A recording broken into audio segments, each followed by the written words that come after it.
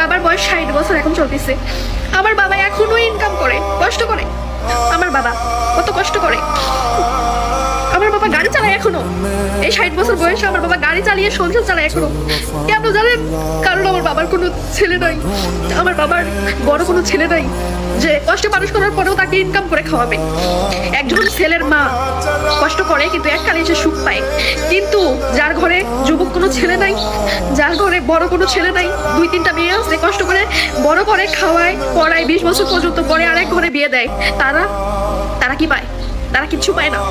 হ্যাঁ, তাদেরকে সারা জীবন যতদিন বাঁচবে ততদিন কষ্ট করে ইনকাম করে খেয়ে যেতে হবে।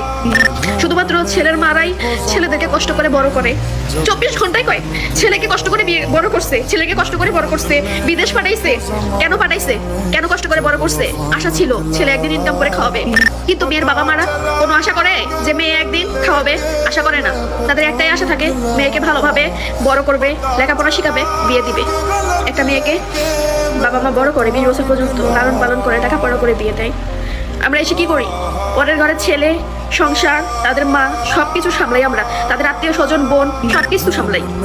কিন্তু যারা জন্ম দেয়, যারা বড় করে বিয়ে দেয়, তাদের কোনো কিছুতে কামে লাগে? আমাদেরকে লাগে না। পরের বাড়িতে সবকিছু সামলিয়ে জীবনটা শেষ করে দিই আমরা মেয়েরা।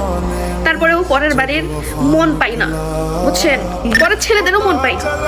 তারপরেও তাদের মনে থাকে তাদের মারাই তাদেরকে কষ্ট করে লালন পালন করে বড় করছে।